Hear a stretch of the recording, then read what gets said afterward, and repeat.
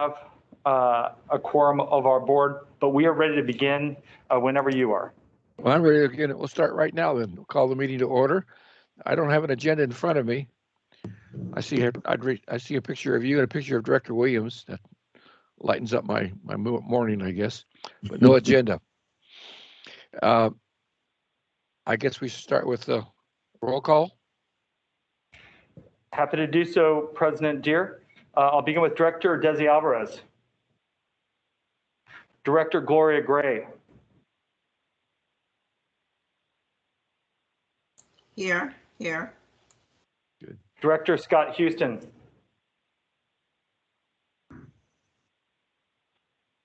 Director, excuse me, Director Harold Williams. Here. And President Don Deere. Here. So we have a quorum of 3, and we'll go on. What's next on our agenda? President Deere, we do have a public comment listed as item number 3. I have not received any requests for public comment, but I do notice that we have several members of the public here. If anybody would like to speak under public comment, please let me know now.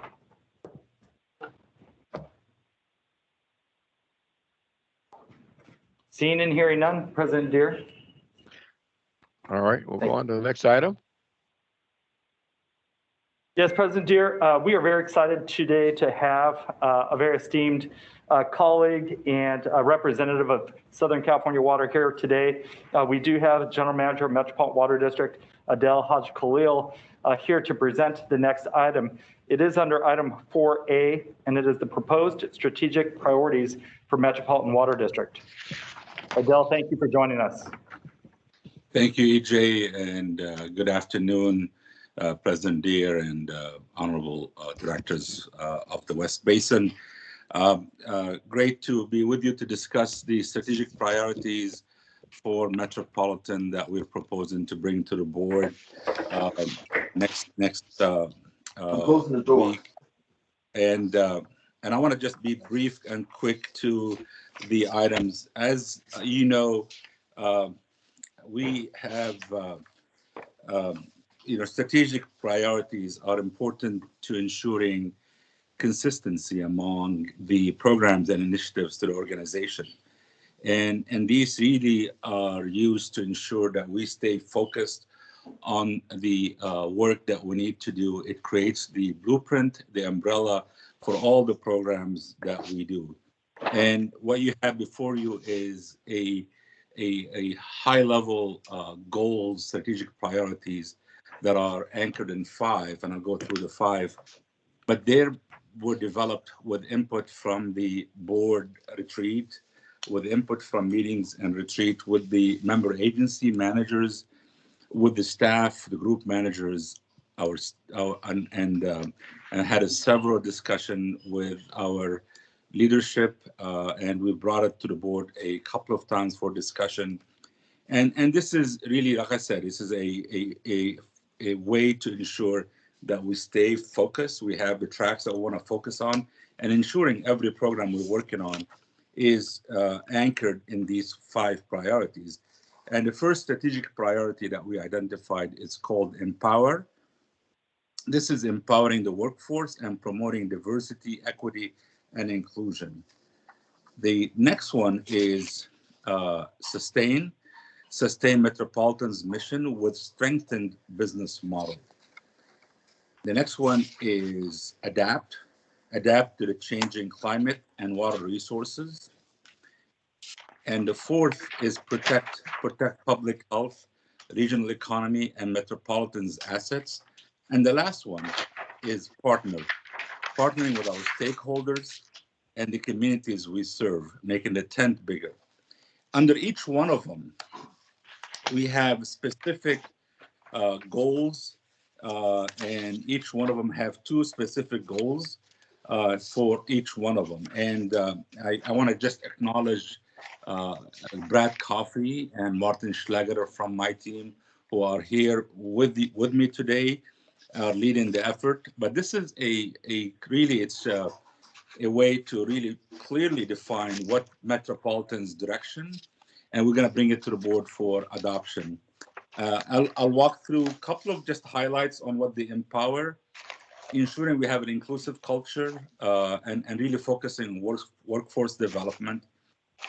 For sustained review in the rate structure and ensuring the resiliency of Metropolitan financially and the ability to really fund the programs that we need to fund, and looking at the business model that really can sustain us in a very positive and proactive way.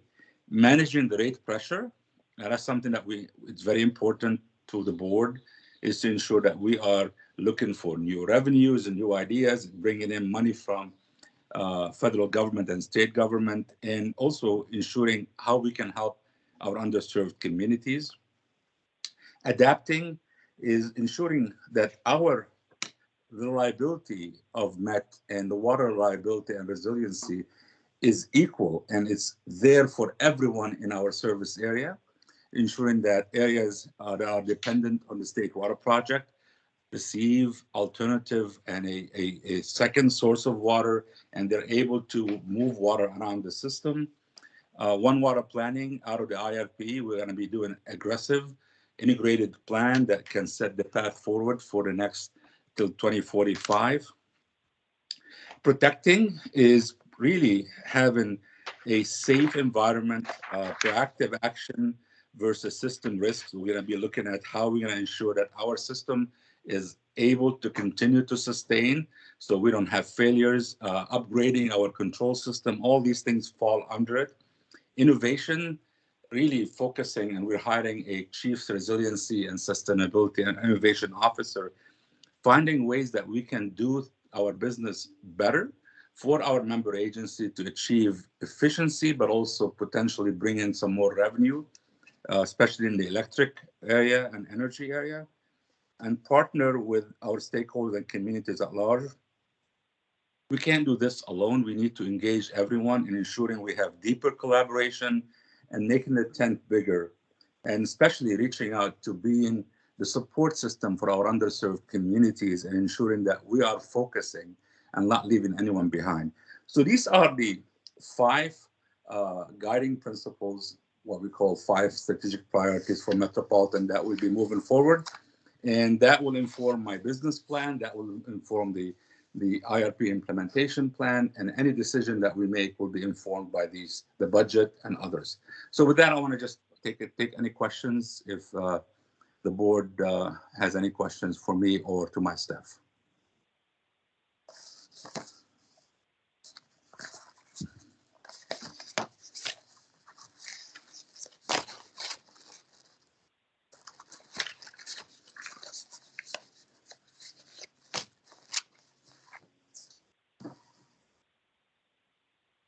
President Deere, I do not see any requests for questions. I don't know if any of the board members have questions or comments. I see Director Scott Houston is aboard for the record. Any questions from any of my colleagues? No, thank you. Okay, apparently not. Okay. Please continue. Thank you very much. That's basically it for me. Now we go to the, since you have me here, I want to talk about one thing. Just something that happened this week. You heard in the news, the new survey, the snow survey by the Department of Water Resources shows that the snow pack is about 60% of normal. So we are anticipating another dry year that really is re-emphasizing the importance of the efforts we're doing in Metropolitan under the leadership of the board and with our partnership with the member agencies to continue our conservation efforts, to continue looking for new ways to expedite our local water supply. And I know West Basin is leading the way in a lot of the efforts, starting with recycled water, stormwater capture, and many things that you guys have done amazingly in West Basin. But really what we need to do right now is we're working hard with the state. I had a good meeting this week with a number of the legislators, with Chairwoman Gray, to really advocate for a funding ask from the state to really help jumpstart our efforts on recycled water. and also on the emergency projects to move water around. So although it doesn't look good from the rain, we had good rain in December, but January and February were dry. It just reemphasizes that we need to continue moving forward. And that's what I said in my statement to the press and to the public. We need to continue the efforts to conserve, the efforts to stop pushing hard on expediting all the emergency projects, all the recycled water projects. And we look for more partnership with you, AJ, and with West Basin on how we can do things to ensure that we move things fast. Thank you very much. Thank you.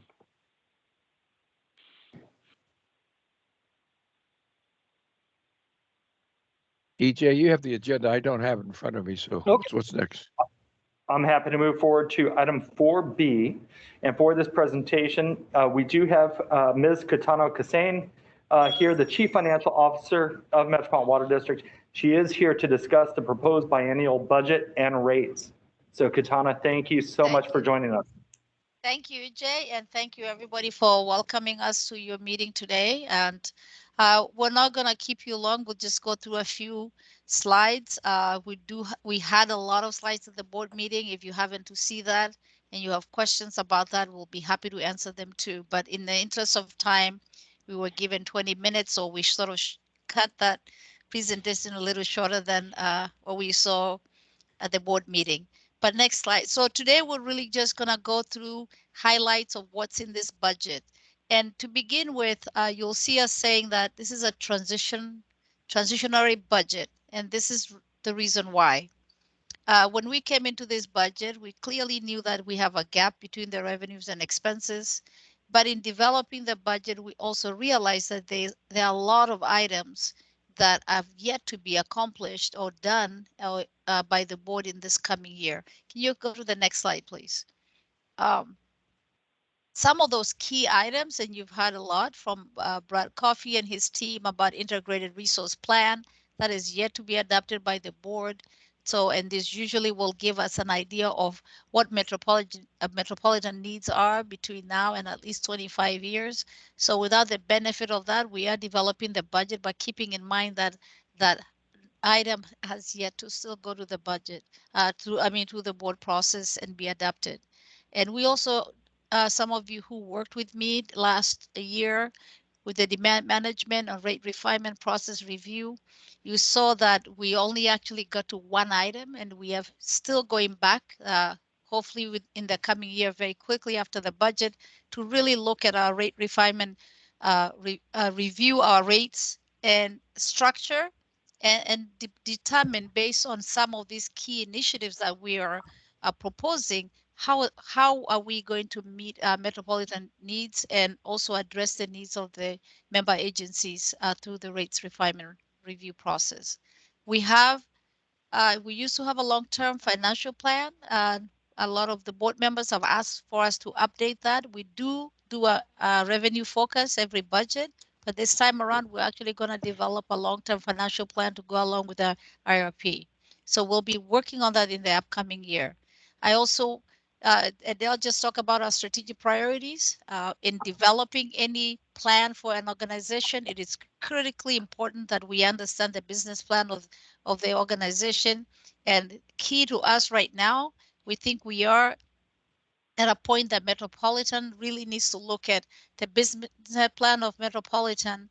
As you will hear in this budget, what we used to think as increasing import water, we see that our demands are decreasing and continue to decrease over the years. So we do need to reassess what is our strategic plans, and especially when it looks at the needs of the organization and the expenditure wise versus the revenue that Metropolitan is receiving, and how do we meet the demands in that over ever increasing gap between revenues and expenses. So that's an item that we are very keen and very interested in reviewing and having a lot of discussion. Finally, the general manager is initiating an organizational structure study that will look at and assess our efficiencies throughout the organization.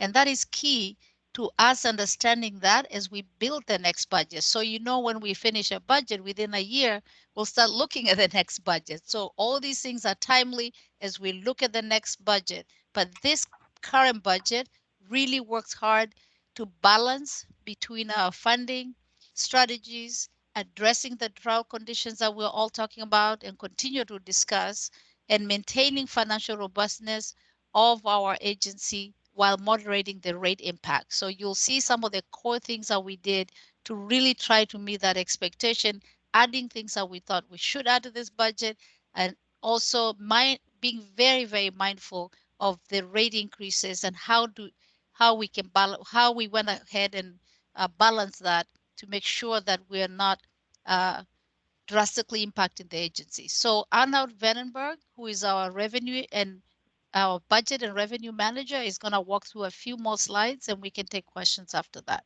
Thank you. Arnold? Hi there. Thank you for that, Katano. We can have the next slide, please.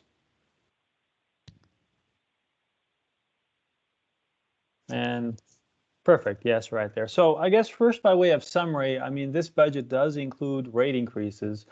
So just to highlight here, there are three key drivers for these rate increases. One of them is the one Katano mentioned, is there's a 5% catch up for the loss of the water stewardship revenues. We currently don't have a funding source for demand management, so we have been funding those from a special fund that's been set aside. That's supposed to run out of money next year. So part of this 5% rate increase is to catch up for that. That was actually anticipated. The second key driver for our rate increases is we do have lower projected water transactions, and which we'll go through on this slide.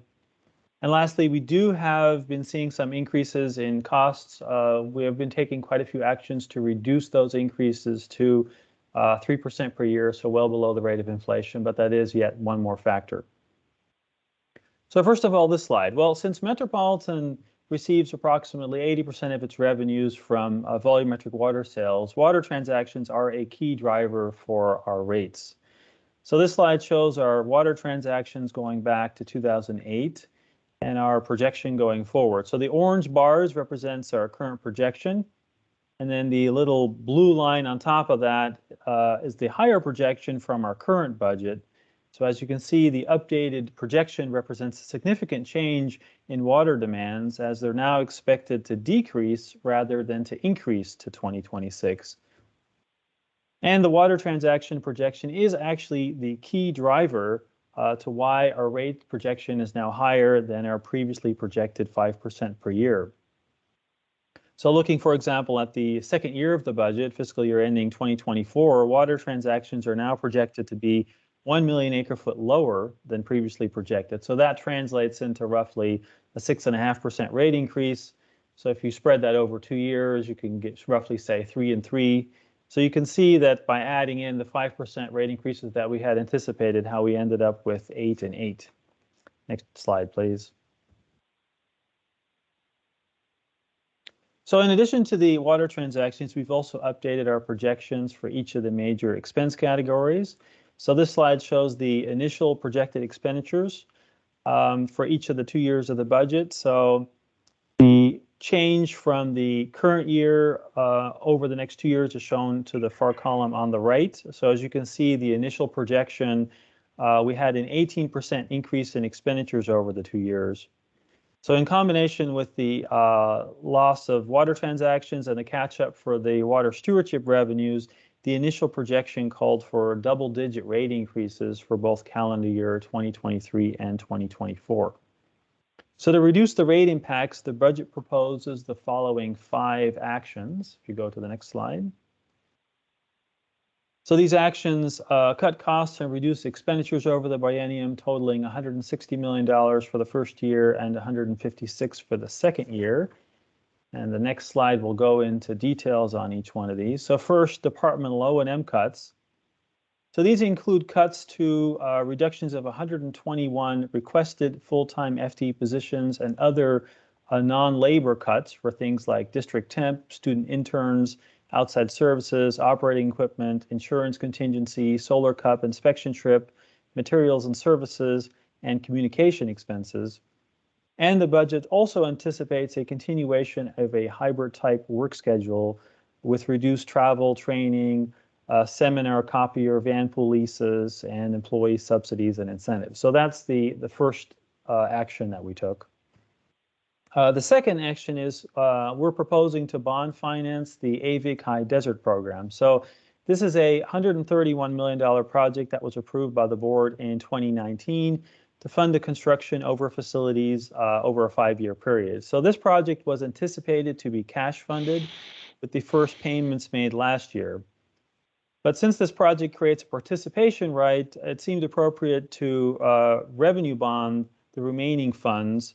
And by doing that, we were going to reduce our expenditures in our supply program budget and converting that to smaller debt service payments. And this thereby eliminates the spike in our supply program expenditures and reduces the rate impact that we're seeing over the biennium. Next, item number 3 is the California Water Fix refund. So in 2019, I'm sorry, not the next slide. I'm just referring to the next item. Should still be on slide. Yes, that slide. So in 2019, Metropolitan received a refund for unspent funds related to the California Water Fix. So these funds are being held in a special fund and was anticipated with the 2020 board approval of the planning costs associated with the Delta conveyance planning and pre-construction cost. Staff proposes to apply that $34.5 million refund to pay for some of the Delta conveyance planning costs over the biennium. The next item is reduced PAYGO. So the current 10-year financial forecast anticipated ramping up PAYGO to $180 million per year over the biennium to help maintain Metropolitan's revenue bond coverage target of 2 times. However, in order to limit the rate increase over the calendar year 23 and 24, PAYGO is proposed to stay flat at $135 million per year. And lastly, we're proposing the bond financing of at least a portion of the conservation program. So with the current impact of the drought on imported water supply, staff proposes to increase Metropolitan's investment in conservation program by $18 million per year, which is a ramp up from the current budget of $25 million per year. As staff is proposing to bond finance that additional conservation expenditure totaling $36 million over the biennium. But the proposed budget is asking for authorization for the full $43 million annual conservation budget to provide financial flexibility in the event of significant fluctuations in revenue or expenditures. The next slide, please. So as a result of taking these 5 actions, we have seen reductions in expenditures that have been smoothed over the biennium. So this table shows the proposed budgeted expenditures. And the proposed measures have reduced the increase in the subtotal expenditures line from 18% down to 10%. Next slide, please. So this slide shows the proposed revenue requirements for the 2 fiscal years. So the top line subtotal expenditures from the previous slide. Then we have the increase of required reserve line, which is less than the current year as a result of refined estimates and lower projected costs, in part due to the proposed cuts described previously.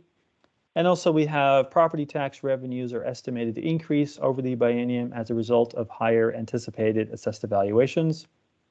And lastly, we have the revenue requirements line, which is equal to the sum of the subtotal expenditures plus the increase in required reserves, less property tax revenues and other revenues, and represents the amount of revenues to be recovered from rates and charges. So in total, the revenue requirement is projected to increase $103.9 million, or 6% over the biennium, or about 3% per year. Next slide, please. So this table shows the drivers that make up the overall increase over the biennium. So first we have the increase in revenue requirements from the last slide that makes up about 6% of the total rate increase. Next we have a 4% increase due to the lower projected water transactions, down to 1.54 million acre feet. And then we have the 5% increase to catch up for the loss of the water stewardship revenues. And lastly, we have a 1% increase to partially account for the fact that the rate increase is only in effect for half the fiscal years, right? They are calendar year rate increases. So in summary, we have a 16% rate increase over the biennium, or 8% for calendar year 2023 and 8% for 2024. And this rate increase still results in a $49 million draw on the Water Stewardship Fund, which is expected to draw that fund down to zero in the first year. In addition, there's a $12 million draw in unrestricted reserves in the first year of the budget. And then in the second year, there's an additional $24 million draw on unrestricted reserves. And the revenue bond coverage target is expected to drop to 1.40 times in fiscal year ending 2023, and slightly recover to 1.51 times in the second year, much below our target of 2 times. Next slide, please. So to put these rate increases into perspective, this chart shows the historic rate increases going back to 2009. The large rate increases on the left side corresponds to the steep drops we've seen in water transactions, as you can see back on slide 5. Next slide, please. So this table shows our proposed full service rates and charges. So the full service untreated volumetric rates, which include supply, system access rate, and system power rate. The full surface treated rates add the treatment surcharge component. And then on the bottom, you can see the fixed charges. So in general, the volumetric rates are increasing more in 2023 than the 8%, as they are offset by smaller increases in the RTS and capacity charge.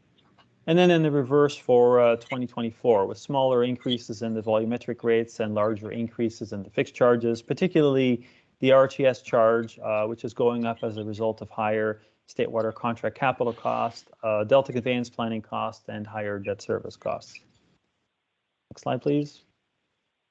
So the next sequence of slides will provide an overview of the revenue and expenditures. So first, yeah, you can go forward one. Perfect.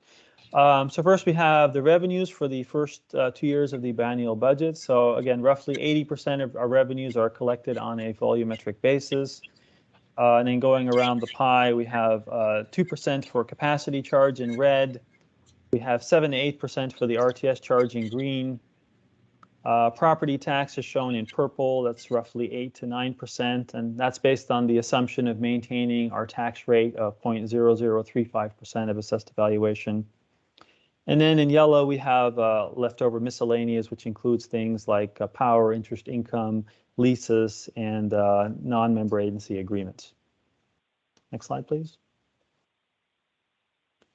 So this slide summarizes our expenditures, and they're grouped by a major expense category. So first, our capital financing portion in blue, state water contract is shown in red, and O&M expenditures shown in green. So these top three make up almost 90% of our expenditures, with the remaining 10% being made up of CRA power in purple, supply programs in yellow, and demand management in orange. So it should be noted that most of the expenditures are actually non-discretionary. They're committed via contract, bond covenant, or required payments to operate the system. There's actually very few things in there which are discretionary at this point. Next slide, please. So this slide summarizes our O&M expenditure, departmental O&M, excuse me, and they include water treatment costs for chemical, solids, power, and operating equipment. So this slide shows the O&M budget by expenditure category, and I'll highlight the three major expense items there, including salaries shown in green, benefits in the dark blue, and outside services in orange. So salary and benefits, the two bottom bars there, represents roughly 2/3 of the O&M expenditures. Next slide, please. So this slide provides some further detail in the O&M budget over the biennium by expense type. So I'm not going to go through all of these here, but overall, you can see in the first year of the budget, you can see that the O&M expenditures are expected to increase by $29 million, or roughly 5%. That's due to impact of proposed negotiated labor increases, enhanced security, land management, and maintenance efforts, in addition to inflationary pressures on fuel and maintenance and increased utility cost. In the second year of the budget, the O&M budget is expected to go up an additional $7.1 million or 1.3%. Again, primarily due to proposed negotiated labor increases offset by reductions in outside services related to the Regional Recycling Water Project and decreases in anticipated third-party insurance claims. Next slide, please. So the proposed budget does include an increase in regular full-time positions by 20 over the budget, which includes support for board initiatives for diversity, equity, and inclusion, equal opportunity office, sustainability, innovation, and resilience, as well as critical needs to meet land management, property management, medium communications, security, including cybersecurity, and accounting, treasury, and contracting.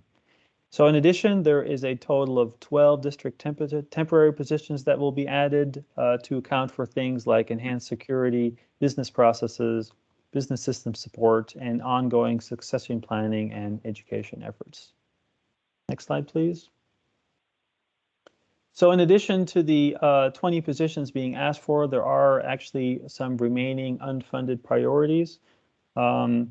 I don't know if Katana would like to add something on this particular slide, or I can go through it. Yes, so initially, as Anand said, we had received 141 position requests, and I can just say to you that we did receive requests prior budget, and I'm told even previous budget, and folks were told that we were going to hold our numbers constant. I think in the before that last budget, we had added maybe 5 positions, and one of the charts, I don't know, if we have it here, it will show how our budgeted position previously in the previous years was a lot higher than where we are. It's the next slide. So we can go to that. But the story is a lot of folks have been feeling the pressure of needing staffing level increase because of the need and the work that they're experiencing. But we have used overtime, temporary labor, consultants to sort of do some of the work instead of adding positions. But this time around, because we do have 3 new units we've added. This is the Chief Resiliency and Innovation Office, the EEO Office, and the Diversity Inclusion Office. We went ahead and added almost 13 positions to those units, and we added a few more other critical units. So that's why the general manager agreed to add 20 positions initially.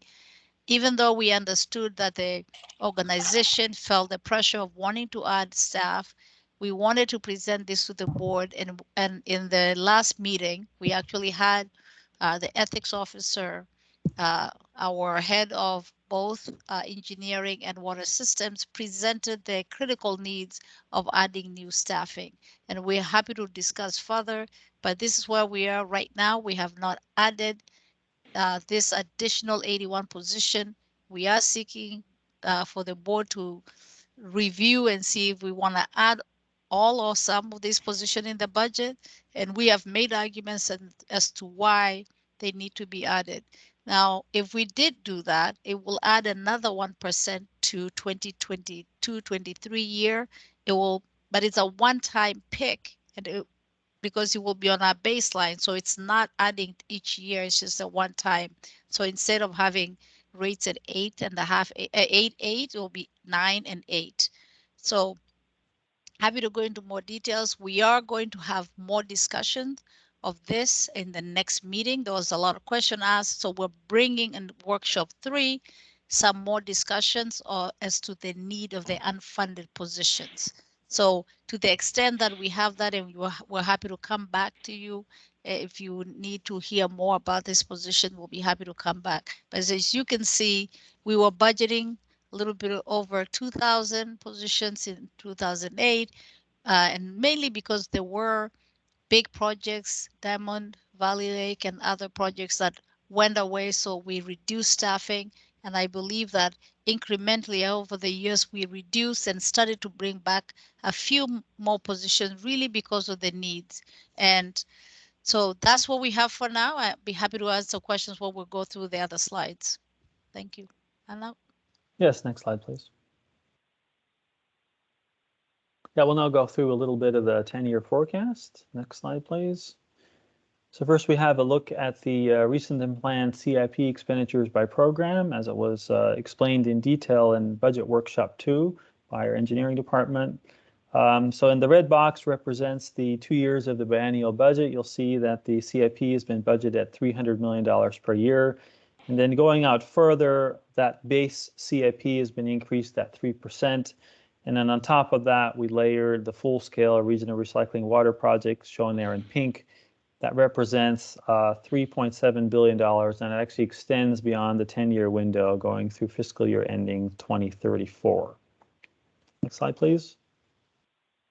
So this slide shows our estimated unrestricted reserves. The balance, the bar is shown in yellow, which includes the Revenue Remainder Fund and the Water Rate Stabilization Fund. The red line shows our minimum reserve level, and the green line shows our target reserve level. And the red box represents the 2 years of the biennial budget, followed by the 8 years that make up our 10-year forecast. So looking at the table, you'll see the overall rate increases is the proposed 8% over the 2-year biennial budget. The out years, we have 5% annual increases. So the 10-year forecast does include the regional recycling water project, but it does not include the full-scale Delta Conveyance project. We only have included the planning dollars for the Delta Conveyance project, which run through fiscal year ending 2025. So the second line of the table shows the water transactions, which we've gone over. And next we have our coverage indicators. So revenue bond debt service coverage measures the amount of net operating revenues that exceeds or covers our debt service payment. This is one primary indicator of credit quality, and we have a target of 2 times for that. So the revenue bond coverage is not expected to meet 2 times over the biennium. As we mentioned, it's quite low during the 2 budget years. We also don't anticipate to make this target over the 10-year, but we get close to 1.9 in 2030, 2031 timeframe.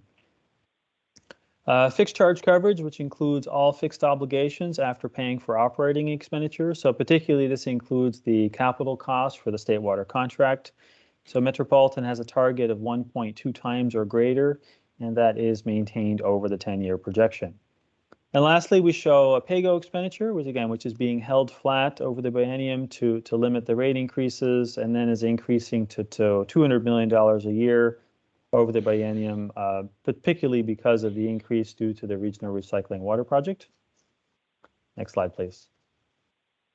So this table shows our projected water rates and charges, and I certainly don't want to go through all these detailed rates, but we did want to provide them for you, so it's handy. You'll see that the overall rate increases over the long term on the bottom are set at 5%. And our next slide shows our next steps. I don't know if Katana would like to take over again.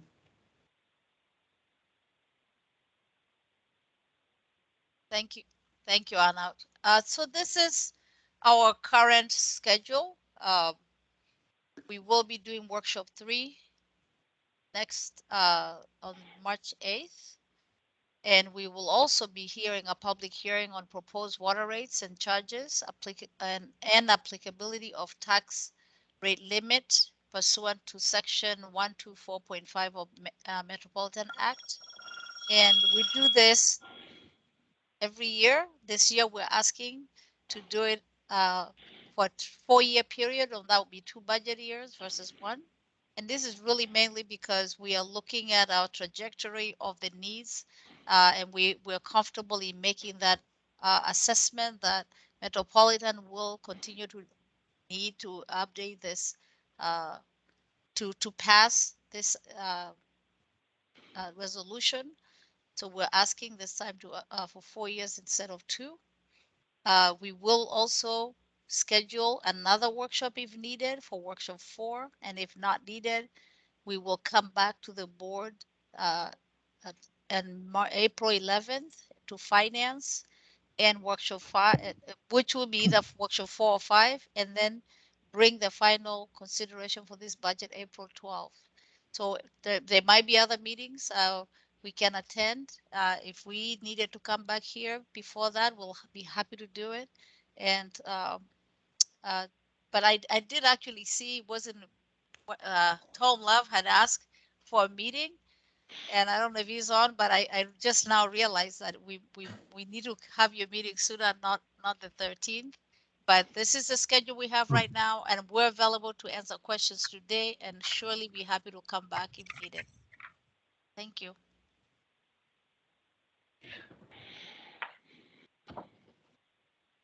Katana, thank you so much for all of that information. President Jerry, I don't know if you have any questions or any members of the board do. I don't have any at this time. Any other board members have questions? Apparently not. Not so fast. Oh, you, Director Williams, you have questions? Yeah. Go ahead, please. Yes, I do. Is this the last round for questions for Met, or do we have is there anything after item number B? This would conclude the Metropolitan Water District updates, correct?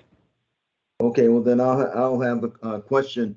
This is concerning Metropolitan's inspection trips.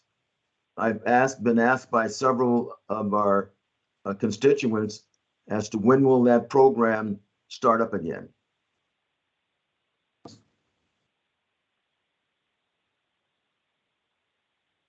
Who can answer that? Is the general manager still here? Director Williams, this is Devin Upadhyay. I believe Adele had to get off to go to another meeting. Just so you're aware, we are moving to a hybrid operation for our board meetings starting next week. And we are on a path to have staff that has been fully remotely operating starting to come back into the office in April, and we'll be transitioning back into that. As part of that process, as things start to open up and we get back to a more normal mode of operations, we'll also be looking at the inspection trip program and when we can bring that back online with physical inspection trips as opposed to the virtual ones. So we don't have that timeline laid out perfectly now, but we'll be looking at it as we get into this reopening. Very good. Thank you. Any other questions? Thank you, Devin. Thank you, gentlemen and ladies from Met. Appreciate your input. Thank you. Welcome. Are there any other items on our agenda today? President Jerry, we do not have any other items listed under item number 5. The next item is number 6, which is adjournment. All right. If there are no further, I'll give one last chance. Go around for my colleagues. Any comments? Apparently not. Then we are adjourned. Thank you. Thank you. Thank you. No comments. Thank you. Thank you, And President. President Jerry, I will note that our next meeting is April 6th of 2022. And obviously, I think a lot of people are moving to more in-person meetings. So that meeting looks like it'll be an in-person meeting, April 6th. Very good. Okay, good. I look forward to that. Thank you again.